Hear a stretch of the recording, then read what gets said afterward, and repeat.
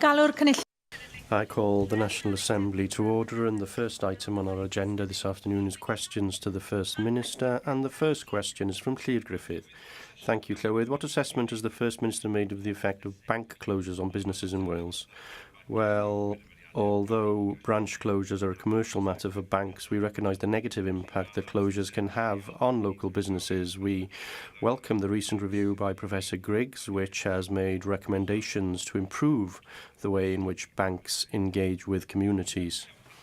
Thank you for that response. We know, of course, that the FSB report in October demonstrated the clear impact that it has on small businesses. For example, businesses having to close earlier and losing business because they have to travel further to bank their money. And the British Bankers Association has also clearly demonstrated that loans to companies in areas where banks have closed fall substantially. So you referred to the report and you mentioned that in your response. Can you expand upon what you as a government are going to do, and what discussions have you had with the banks in order to look at alternative models of retaining services in some of these towns that have lost their branches? Well, one of the things we've done, of course, is to ensure that funding is available to post offices, particularly in rural areas, so that they can ensure that the services currently provided by banks are maintained by them, for example, paying in cheques, withdrawing money, and so on. But what I would tell the banks is that it's very important to ensure that where businesses do use the banks at the moment in order to provide cash their takings, that those resources should be available in future to allow them to do that, be that in a post office or through some alternative method which is convenient for those businesses. Hannah Blythen. In the past few weeks, two major banks have closed branches in the past few months, two major banks have closed branches in Delyn, HSB in Flint and Barclays in Holywell, with NatWest now being the latest to announce they're closing a branch in Holywell as well. And whilst I recognise the steps these banks have taken to ensure that personal banking customers can access their accounts within the post office, in many areas the future of these post offices are far from certain as well. And on Friday last week, I was discussing this in Sweeney Ted, the barbers in Holywell. I can confirm people have only walked out with their hair cut. The problems created by this other bank closure and the specific impact perhaps on rural communities and those businesses that have to travel further with substantial amounts of money. So I'm sure you, First Minister, share my concern and other members on the impact of these branch closures.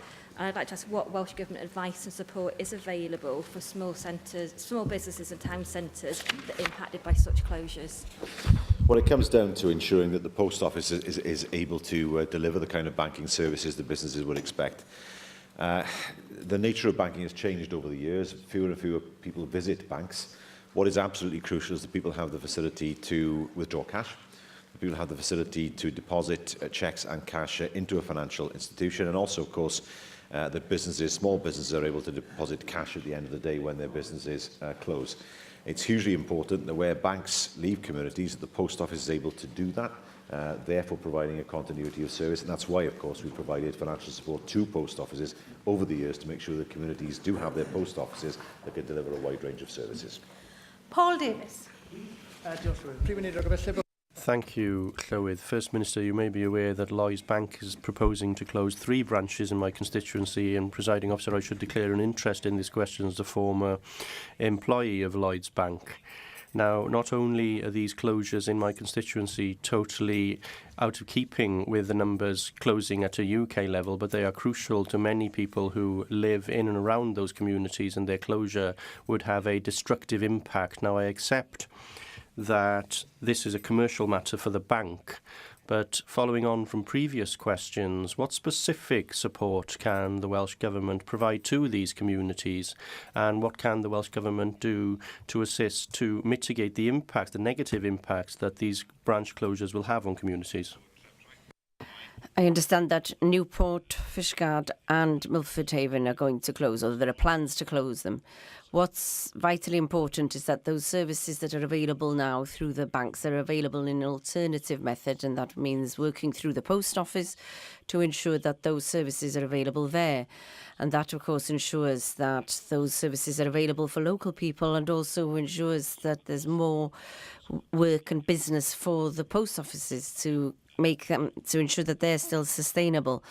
But of course, this is something that we've ensured haven't happened in the rural areas in the past, namely seeing the post offices closing too and that the services are wiped out completely from a community. That is not something we don't wish to see, and that's why we've been supporting them financially. Will the First Minister make a statement on Section 68 of the Planning and Compulsory Purchase Act 2004? Yes, it enables Welsh Ministers to revoke a development plan if requested to do so by a local authority. Okay. Thanks, First Minister. Well, last week you described this as a nonsense. It clearly isn't. So first of all, will you accept that you were wrong last week? And I'll repose the question that I asked last week. Will you support in this chamber saving Cardiff Greenfield sites by voting to revoke the LDP? Well, those are matters for Cardiff Council. Unfortunately, he didn't listen to my answer. Last week he said that the Assembly had the power to revoke local development plans. That is not true. It's Welsh Ministers who have that power. In the original legislation in 2004, the Assembly was mentioned, but of course those powers were transferred to the Executive after the Government of Wales Act 2006. So again, as I said, there is no vote on the floor of this Assembly. It's a matter for a local authority to make an application to revoke its local development plan, and it's then for Welsh Ministers to consider and not the National Assembly itself. Darren Miller. So one of the problems with local development plans is that local authorities are constrained by the guidance issued by you and your Cabinet colleagues. And the big problem we've got up in Conway and Denbighshire, areas that I represent, is that the requirements to create lots of new housing are completely unsustainable in terms of the local infrastructure which is there. What are you doing to improve your guidance on the infrastructure that is going to be required to ensure that there are GP services, schools and roads and other community services available to those areas of new development which are going to be created? Well, local authorities are responsible for that, and there are tools available for them. Of course, Section 106 enables them to look for community gain. They are able to see infrastructure develop, whether that's buildings such as schools or roads via Section 106. The Community Infrastructure Levy, of course, soon to be devolved, is another way in which benefit can be drawn to a local community. It depends on how clever a local authority is willing to be, but it should never be the case that a major development takes place without any contribution by the developers to infrastructure, and that is something we would encourage local authorities to do. Questions now from the party leaders. Plaid Cymru leader Leanne Wood. Diolch, Llywydd. First Minister, Labour has led the Welsh Government for 17 years. Do you take responsibility for today's PISA results? Well, the PISA results have seen some improvements in some areas, but disappointment in others. From our perspective, we want to see the journey continue, because if you believe the PISA tests are important, and I do believe they're important, then you have to recognise that the OECD itself has said that we are doing the right things and we are on the right journey. So it's a matter of making sure we continue with what we have been doing. Now, those are not my words, those are the words of the OECD. Nobody can be complacent. Nobody can accept the situation as it is. We've seen some improvements, but not enough. It's a matter now of staying the course as the OECD has advised us to do. Well, that sounds pretty complacent to me, First Minister. And I think it says quite a lot that you won't take responsibility for the results that we've seen today. Now, the Labour government has predicted improvement. We've heard it all before. Last year, your Education Minister said a huge amount has happened since the disappointing 2012 test results. He also said, I would anticipate and I would hope for palpable improvement. So Labour has promised improvement and you've yet to deliver. First Minister, you yourself admitted that you've taken your eye off the ball when it comes to education. And the result is that today, Welsh scores for reading are worse than a decade ago. Welsh scores for maths are worse than a decade ago. Welsh scores for science are worse than a decade ago. Pupils, parents, teachers deserve the improvement that you said would happen. First Minister, when will we see improvement? And if you can answer that question, can you also tell us how can we believe you? Look at the GCSE results, and you will see that those results have improved greatly since 2010, an improvement of only 10% in terms of those getting the right grades at GCSE. They are encouraging. We've seen an improvement in maths performance, disappointment with reading and with science. And so we are seeing the gap closing.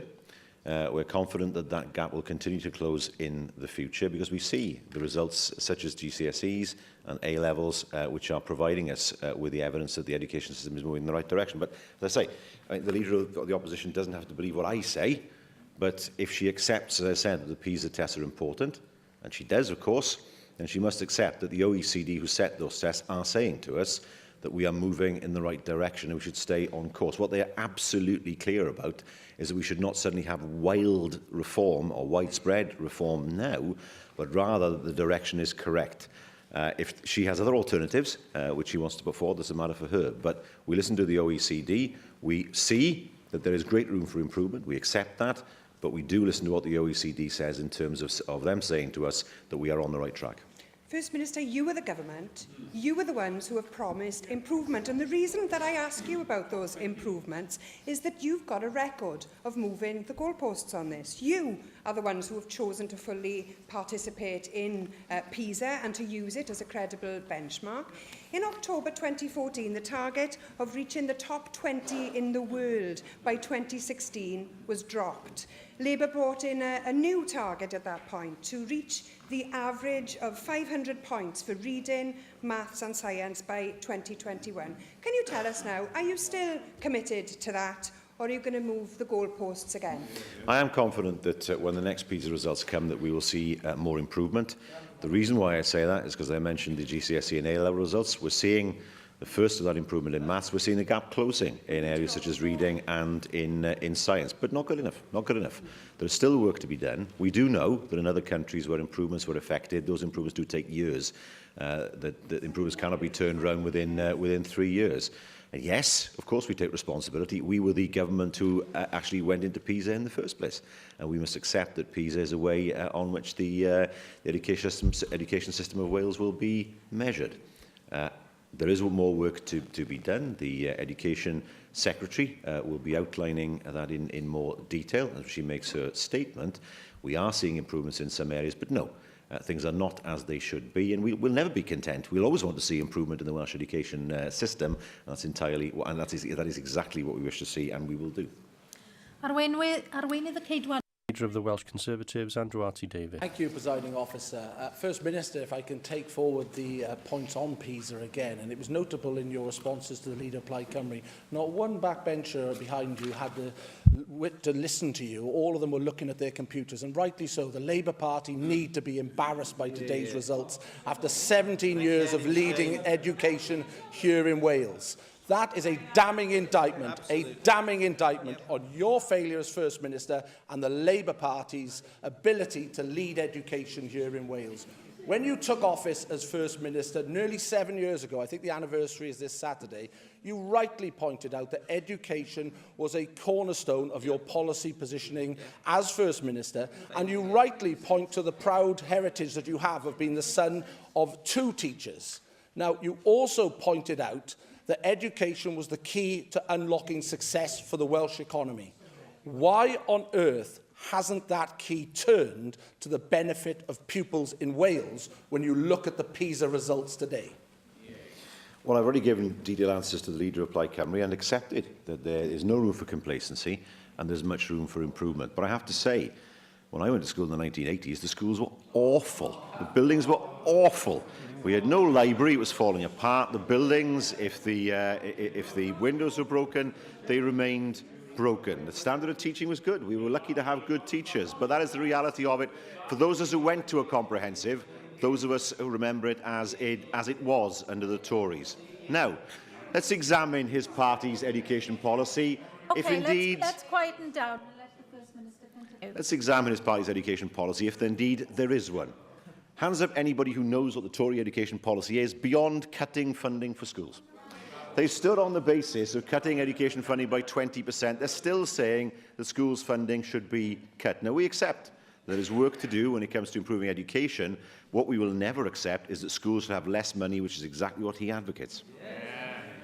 For goodness sake, First Minister, show some humility, for goodness sake.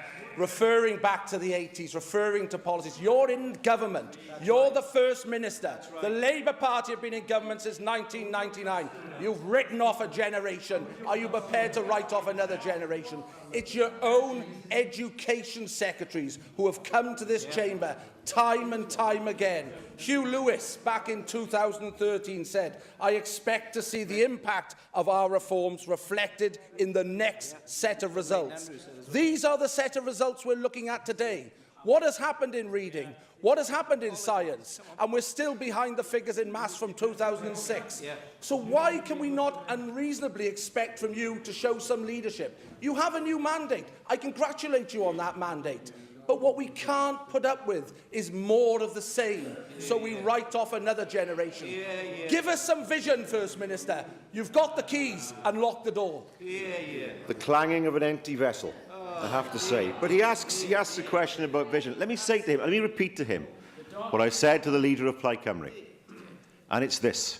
The OECD have said the last thing we should be doing is having a wholesale change in education policy.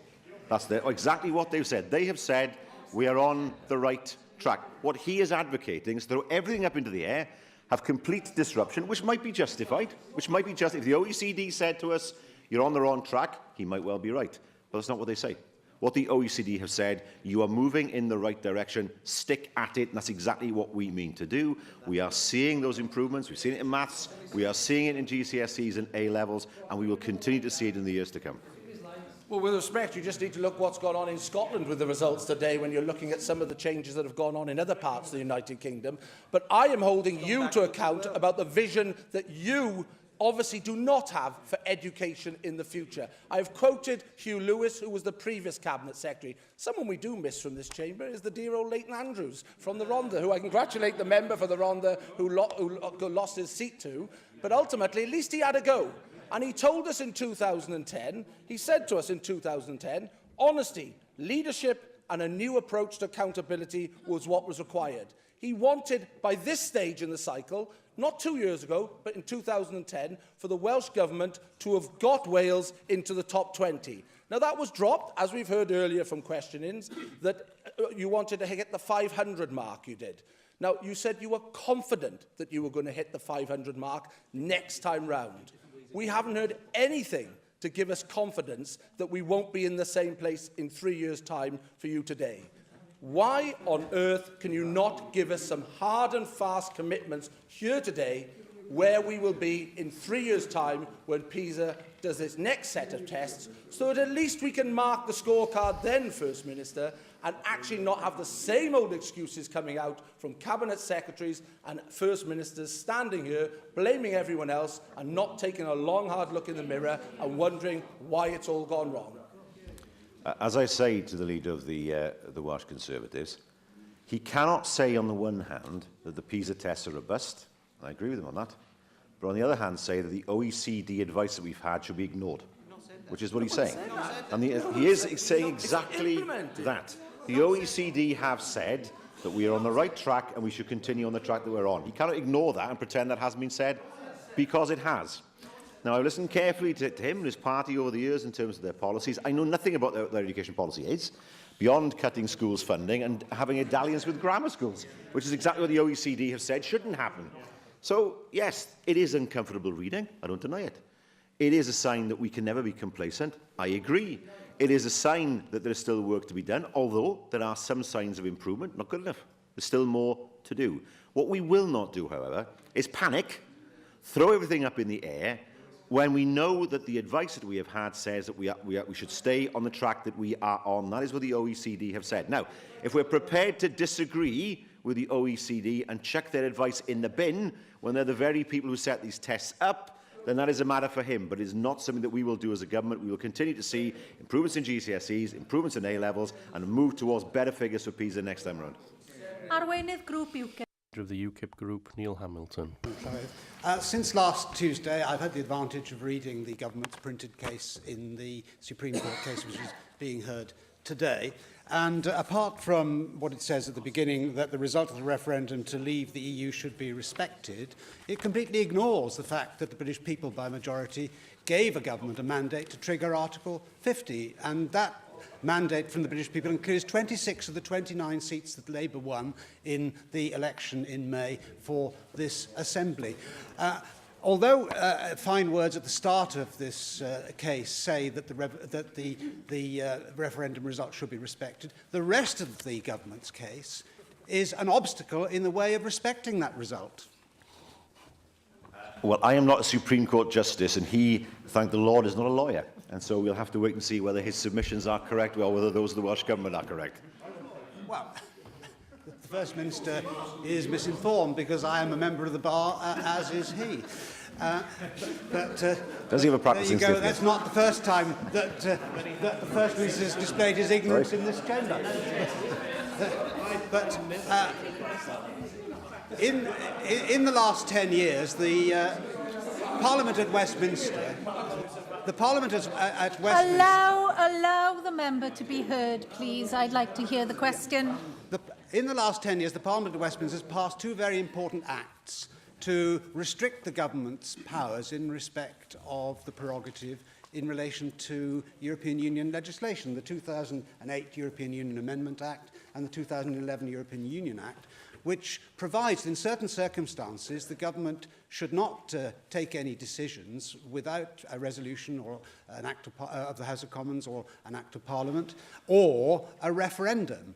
In none of those acts does it refer to Article 50. Therefore, the prerogative powers of the Crown were not intended to be restricted by Parliament in this respect. And the Welsh Government's attempt to frustrate the expressed wish of the British people in a referendum where 17.5 million people voted to leave the EU is absolutely disgraceful. Before the First Minister answers, could I tell all Cabinet Secretaries, especially the one I'm looking at, that the First Minister does not need any support from the Cabinet bench? Or I don't think he needs any support. First Minister. Well, unless the member is registered as a practicing barrister, he's not a lawyer. I'm not, and nor is he. I've been in court since 2000, January 2000. But there we are. But he's making a case that he should make the Supreme Court, not to me. And we shall wait and see what the Supreme Court does. I mean, I did notice that his former party leader, he of the misspelling of a constituency yesterday, of course, famously on TV, threatened to lead a march of 100,000 people to the Supreme Court yesterday. That didn't happen. And rightly so, because it's only right that judges should be able to make up their own minds without ridiculous pressure being applied on them by the media and by politicians. This is the most important constitutional case, as the Counsel General has put it to me, since Charles I, although hopefully without the same outcome for anybody involved. There are important issues here, not just a prerogative, but in terms of what this means for the Welsh and Scottish legislatures and for Northern Ireland, particularly there with the border issues there. And these are issues that must be resolved as a matter of law. This is not something that's going to stop the referendum result from happening. That clearly will happen, but it has to be done, surely, in a lawful way. Yes, I entirely agree. But the Welsh Government has intervened in this Supreme Court case in order to attempt to frustrate the wishes of the British people as freely expressed in a referendum. Otherwise, there would be no point in intervening in the case in the first place, because the First Minister has said many times that Labour will respect the result of the referendum, and therefore Labour MPs will or ought not to be whipped to vote against triggering Article 50. Well, if Labour MPs are not to vote against Article 50, what on earth is the point of the case in the first place? Well, I'm not actually the leader of the opposition at Westminster. The principle is this, that we have taken the view that there are issues regarding Article 50 that would affect the powers of this place. And as a result, it's hugely important, therefore, that the situation of the people of Wales and Scotland and Northern Ireland is examined so we know constitutionally what the process should be.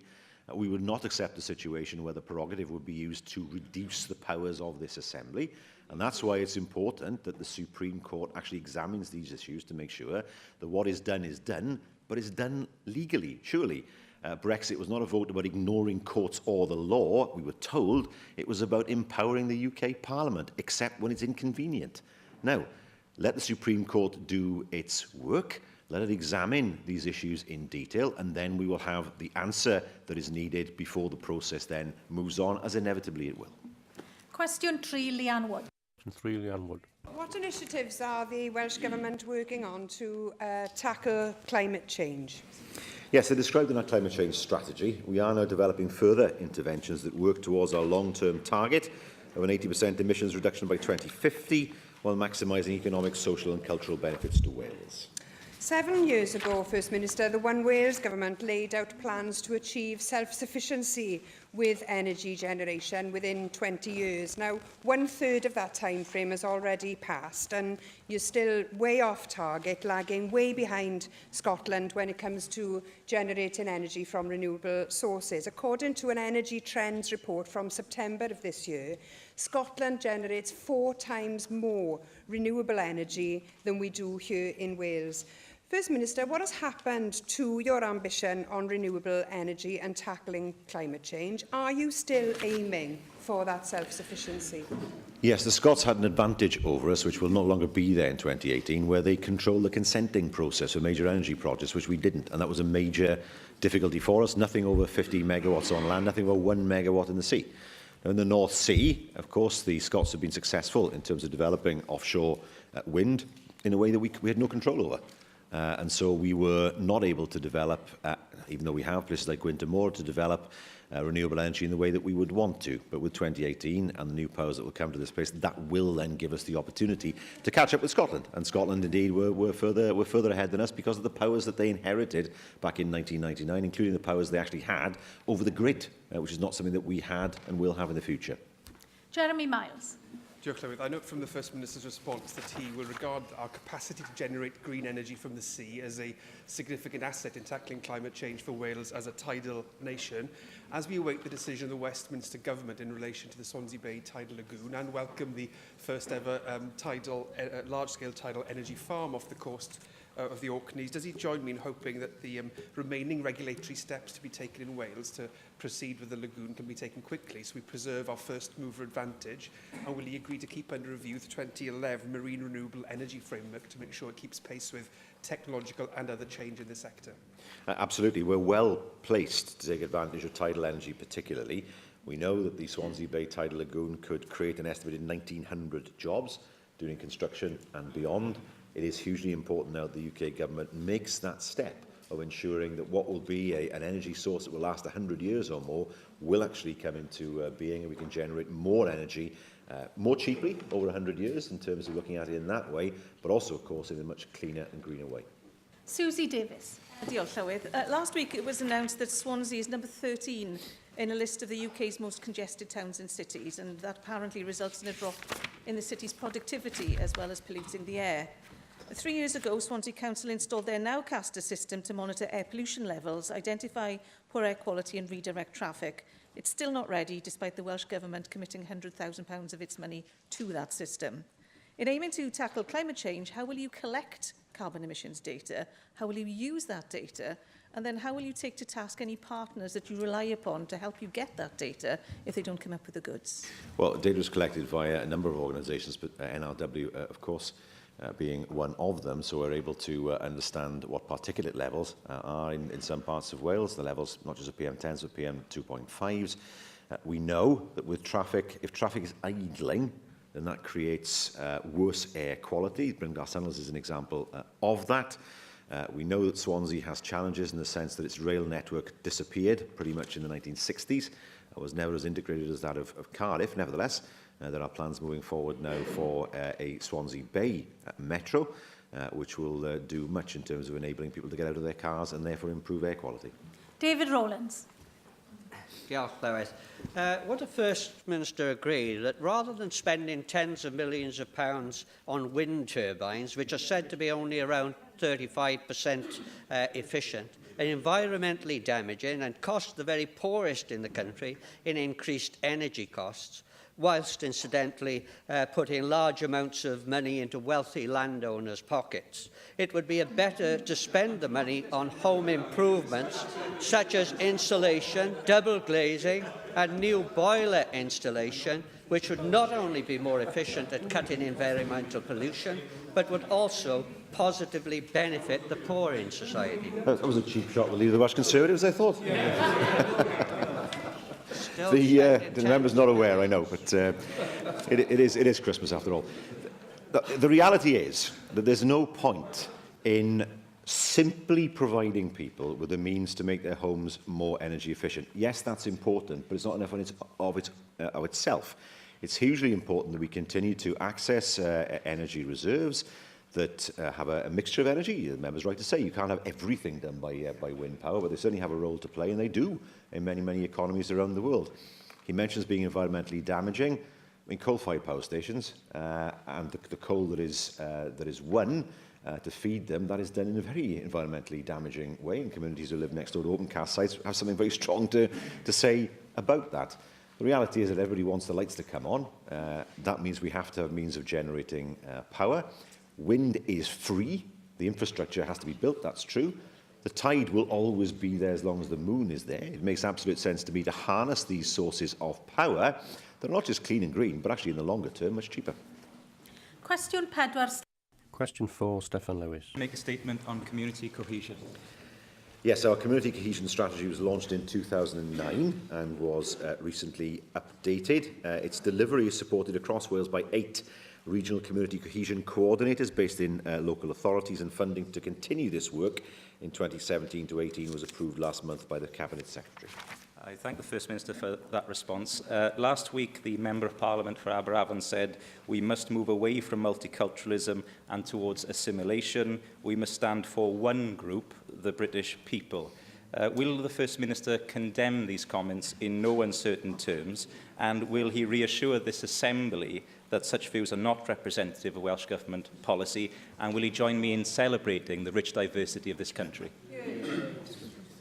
I didn't hear the comments, if I'm honest, but what I can say is that there has never been an occasion ever in the history of this island where there's been one culture, ever. It's always been a multicultural island, whether it's in terms of religion, whether it's in terms of linguistic diversity, whether it's in terms of the colour of people's skin. The reality is that there have been people with black skin on these islands since the 3rd century. It's a myth to think that this is something new. It's always been the case that Britain has been multicultural, and that is something we should celebrate, not be afraid of. Rhiannon Passmore. In the Welsh Government's Community Cohesion National Delivery Plan 16-17, the then Minister Lesley Griffiths for Communities and Tackling Poverty stated, "We are moving to a new climate where Wales of cohesive communities is enshrined in the national goals for our Wellbeing of Future Generation Wales Act 2015, and this will ensure cohesion remains at the heart of how public bodies deliver policies and services in the future." Will the First Minister outline how the Welsh Government currently sees the state of community cohesion in Wales, and what future actions can be taken to enhance it further? Again, to the answer I gave earlier in terms of the community cohesion plan and, of course, the work of the regional coordinators in making sure that plan moves ahead. We know that there have been challenges in the aftermath of Brexit, where in some communities there has been an increase in hate crime, but it's something I hope is temporary and not something clearly that provides us with a worrying trend for the future. And we know that cohesive communities are happier communities. And when people are in conflict with each other, then their lives are better as a result of it. And we'll continue to make sure that what we do in terms of promoting community cohesion helps to raise people's sense of well-being, falling in line as well with the course of the Wellbeing of Future Generations Act. Mark Isherwood. Although the Future Generations Commissioner has said the aim is to make public bodies think more about the long term, work better with people, with communities and each other, and seek to prevent problems occurring, tackle common issues by taking a more joined up approach, something also reflected in duties required under the Social Services and Wellbeing Act, too many local authorities are still interpreting this as a hierarchical, we decide first and then consult requirement. How will you therefore finally work with the brilliant All Wales co-production network for Wales, which is on the ground delivering projects on this basis, enabling professionals and citizens to share power and work together in equal partnership, and also one of the organisations, Oxfam Cymru specifically, which has called on your government to embed the sustainable livelihoods approach in all policy and service delivery in Wales, helping people identify their own strengths in order to tackle root problems preventing them and their communities from reaching their potential. Community cohesion can't be imposed. It has to grow organically from grassroots in order for it to be sustainable and robust. And so I would expect local authorities to work in genuine partnership with organisations who have experience of delivering on the ground in order to make sure that cohesion is robust within the communities that local authorities serve. Cwestiwn 5, Simon. Question 5, Simon Thomas. Will the First Minister make a statement on the Welsh Government's agricultural policy following the decision to leave the European Union? Well, agriculture is a vital industry, and I would say a vital culture to Wales in terms of the food it produces, the economic contribution it makes and the wider public benefit it delivers. Following the referendum, we've been actively engaging with stakeholders on the vision for the future for what is a fully devolved area. Thank you, First Minister, and I would agree that agriculture is as much a culture as it is an industry and maintains our culture, but it's clear now that there are some who are opposed to devolution or anti-devolutionist are using the opportunity the decision to leave the European Union is giving as a way of unlocking through the black door the devolution process, which has provided powers for agriculture and the environment to us here in the Assembly, and of course as the leader of the Conservatives here in the Chamber, unfortunately, is one of those people. Would you therefore, First Minister, join with Plaid Cymru and with anyone else in this chamber who wishes to do this in a cross-party campaign with rural organisation and the farming unions to ensure that whatever happens in the wake of leaving the European Union, that we wouldn't lose a single power for agriculture or rural Wales? Well, I've said this from the very beginning, of course, that agriculture is devolved, and this is not an opportunity to take away powers from the people of Wales. Not at all. There may be a case for considering some issues such as animal welfare to have a pan-Britain policy, but only and only through agreement, not by Westminster imposing it and saying you won't have any choice on it. So what we are after is consensus and agreement and nothing else. And it may be worth talking about some kind of loose framework, but it is discussion and agreement that's all important.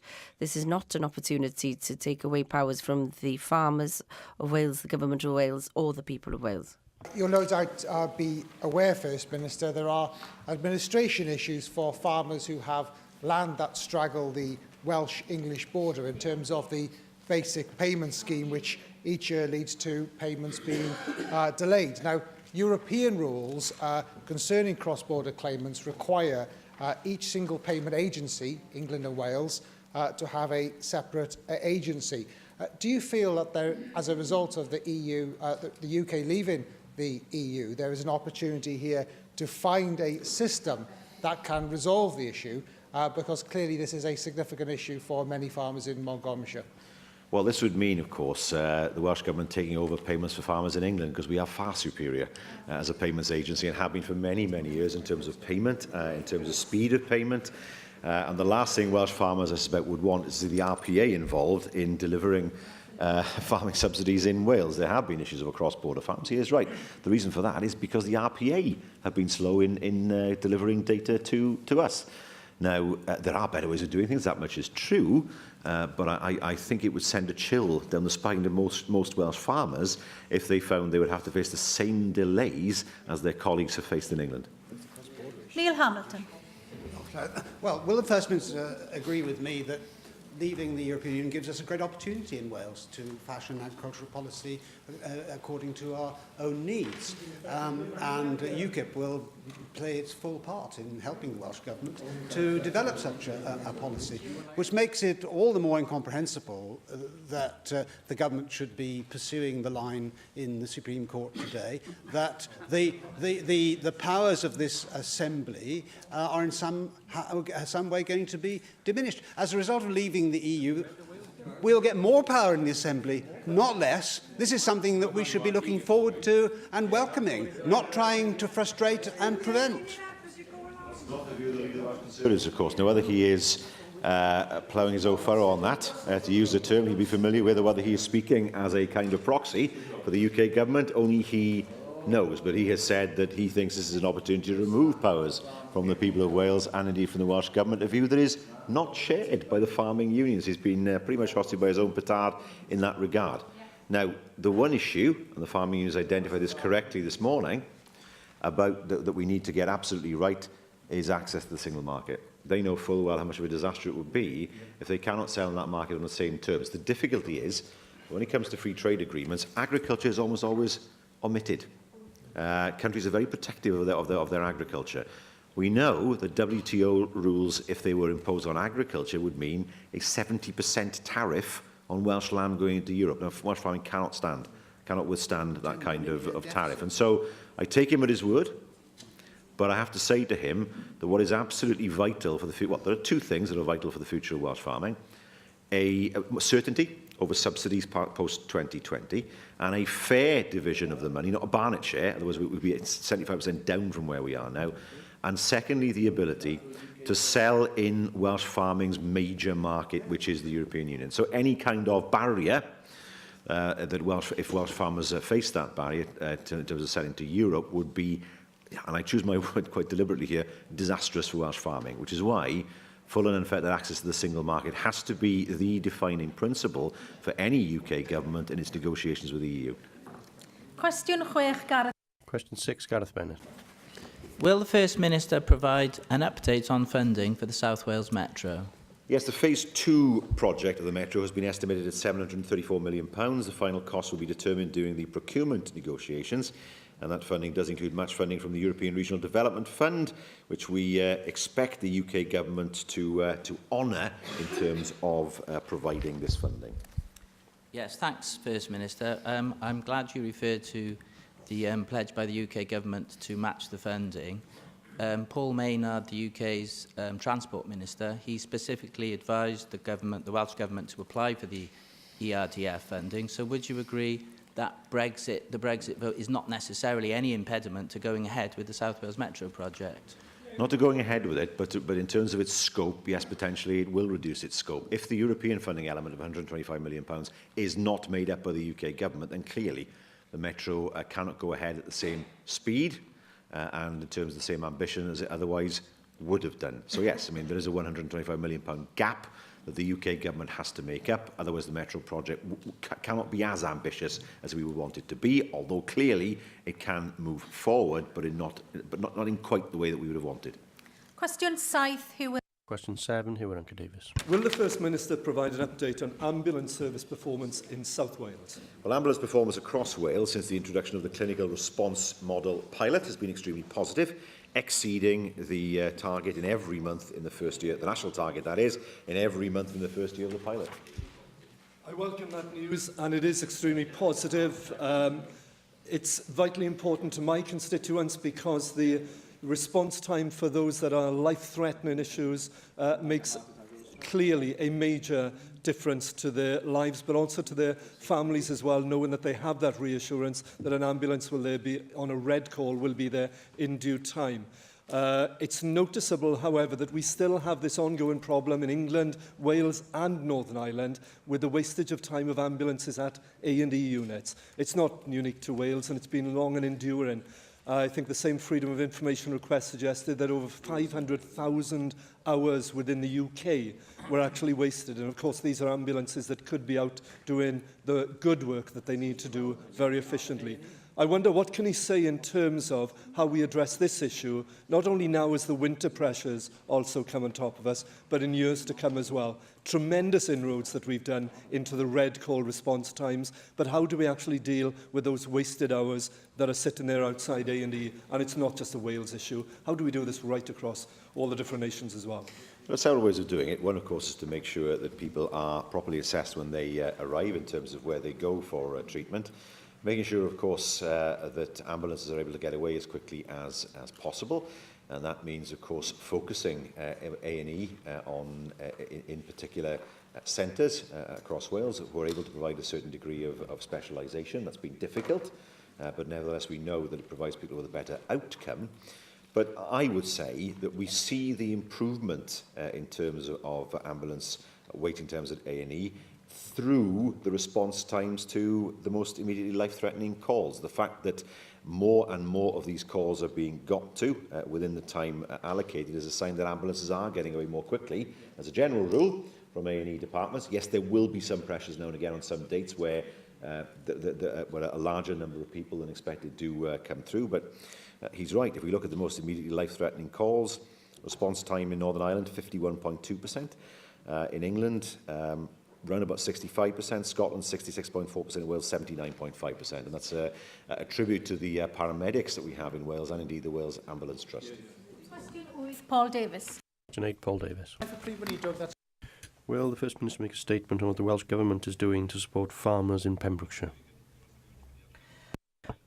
We are working to support the farming industry in Pembrokeshire, as in all parts of Wales, to ensure that the industry can become more profitable, sustainable and resilient. First Minister, farmers in Pembrokeshire are hugely concerned about your government's proposal to introduce nitrate vulnerable zones in Wales, because this will be financially challenges for farmers to comply with any new regulations which are proposed through the consultation. So, considering your comments in July that it's up to the Welsh Government now to decide which laws should be retained and shouldn't be retained following the UK's decision to leave the European Union, could you explain why the Welsh Government has proceeded with this consultation to introduce nitrate vulnerable zones, which is as a result of a European directive, because the introduction of such regulations will certainly leave farmers in my constituency under a huge disadvantage? Well, the nitrates are a problem in many parts of Wales, and we have to deal with it because of the negative impact it has on the environment. The consultation is open until Christmas, but a meeting was held between officials and also representatives of the farming unions and farmers in October to deal with these issues, and it was a very positive meeting, and the farmers themselves wanted to ensure that we consider ways of ensuring that fewer nitrates go into the water system, and they wanted to collaborate with each other and with the government to ensure that that was the case.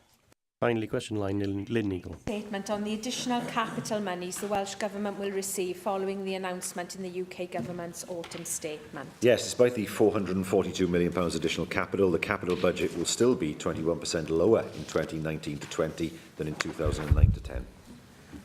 The Welsh Government has done its utmost to protect public services in the face of Tory cuts from Westminster, but continued austerity has inevitably meant that difficult choices have had to be made, and there has been a significant reduction in the budget for the Community Facilities and Activities programme.